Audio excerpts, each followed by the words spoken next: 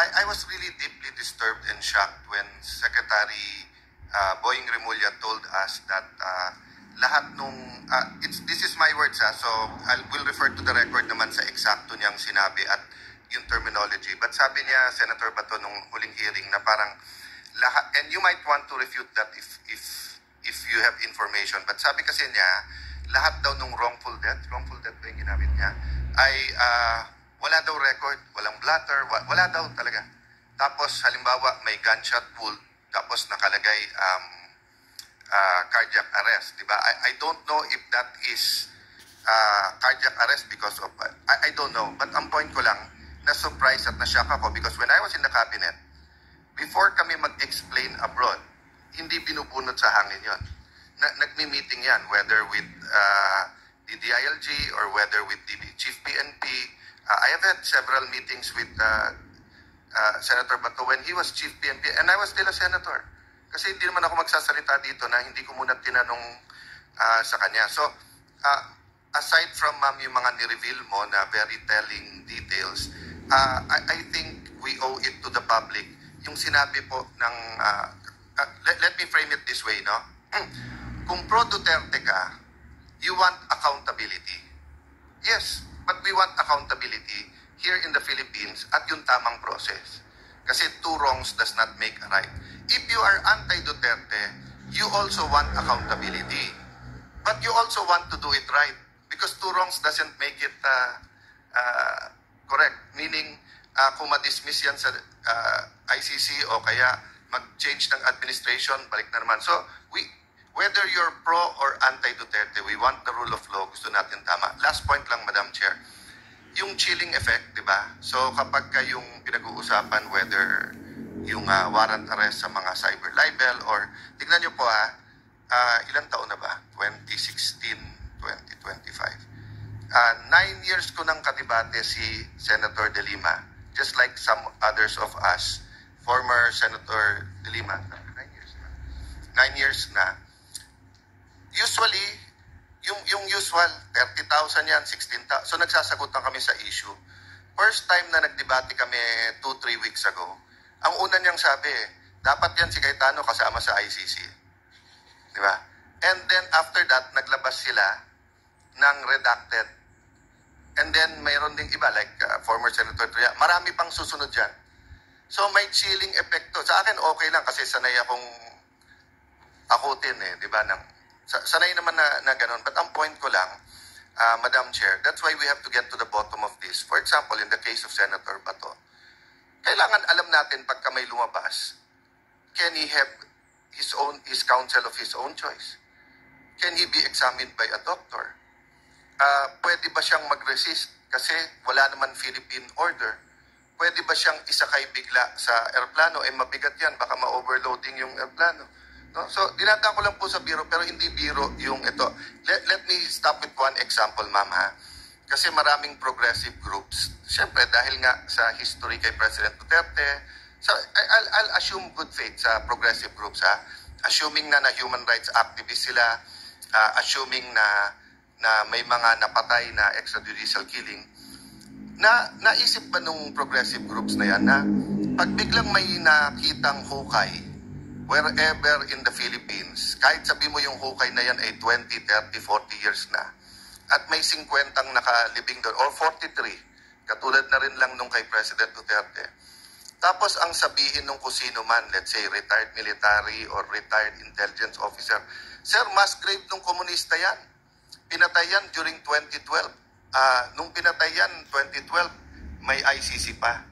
Payag ba tayo na yung mga progressive group, pati yung mga congressmen na progressive group, ay bigla na lang kukunin, isasakay sa airplano, dadalhin sa Hague, na hindi sila makakapunta sa Philippine courts. So, whatever kasi we decide here and whatever as a nation we decide, Madam Chair, is applicable to all of us. Di ba yung sinabi ni President Erap na weather lang yan? Kaya kailangan may batas. Para kahit anong weather, klaro yung karapatan mo. So, let me stop there, but thank you for that intervention, Madam. Maraming salamat. At meron ibang katanungan yung ating mga kababayan. At ito naman yung tungkol sa executive order ng US, ano? Noong March 28, ang sinabi ng gobyerno, ICC has no jurisdiction. Etong taon na ito, no? This is just the latest in a series of statements na ang ICC walang jurisdiction dito sa ating bansa. Gusto ko sana tanungin ulit sa ating executive kung ang dating Pangulong Duterte ay nasa ilalim ng protected person under the executive order issued by the US President Trump, which imposed sanctions on the International Criminal Court. Kasi si Presidente Trump, hindi niya gusto yung ICC, di ba? Hindi nga nakilahok ang Amerika dyan. Under Section 8D2 of the EO, any foreign person who's a citizen or ally of the US that has not consented to ICC jurisdiction, o parang Pilipinas, over that person or state party is a protected person sa ilalim nung kay Presidente Trump. So ang Pilipinas, hindi na state party. At yung executive, sinasabi naman na hindi talaga ICC ang may jurisdiction sa atin. Kaya gusto ko sana tanungin, si Presidente Duterte ba ay isa sa protected person sa ilalim ng executive order ni Presidente Trump?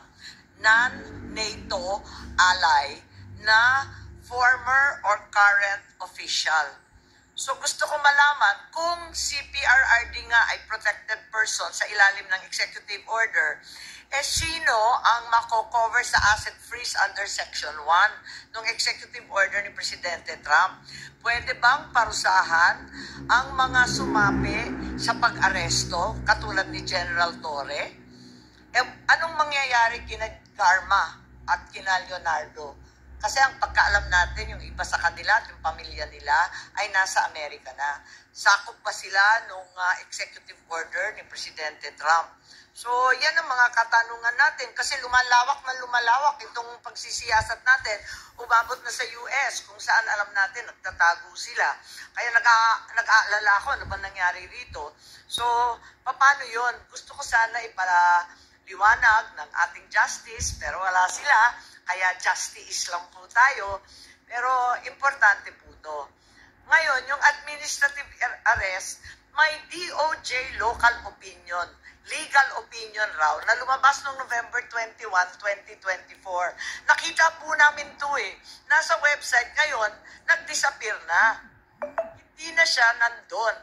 At ang liwanag doon sa legal opinion na mismo yung DOJ USEC na sumulat nito, ang balita ko si Yusek Chan, the DOJ does not consider an Interpol Red Notice an arrest warrant. Ang liwanag naman doon. At sinabi rin na the Philippines cannot deport your own citizen. Ang liwanag ng pagkasabi. The ICC, again, no jurisdiction. Then the ICC warrant could not have been the basis for the arrest. Kung yung red notice o diffusion is not a warrant of arrest, ang tanong ko, ano ang legal basis ng aresto? Ngayon, ang sabi ng gobyerno, yung turnover to the ICC was a surrender. Surrender na po to under Article 17 of RA 9851 and the Rome Statute, walang pakialam sa Rome Statute kasi hindi na nga tayong member. I need to point out that before they can actually surrender PRRD, they have to arrest him to have him in custody. If there was no warrant issued by the court for PRRD's arrest, does that mean that it was an administrative arrest? Was the administrative arrest valid? Was the DOJ or whoever ordered the arrest empowered under 9851 to effect an administrative arrest? Nakakatuwa kasi kanina nabasa ko lang sa dyaryo, tamang-tama, na yung spokesman ng ICC, Dr. Fadi El Abdallah, sinabi that the surrender of former Philippine President Rodrigo Duterte of the ICC to the ICC was a decision entirely made by the Philippine government. And if there is any question about whether it was lawful or not, it will have to be submitted to the judges.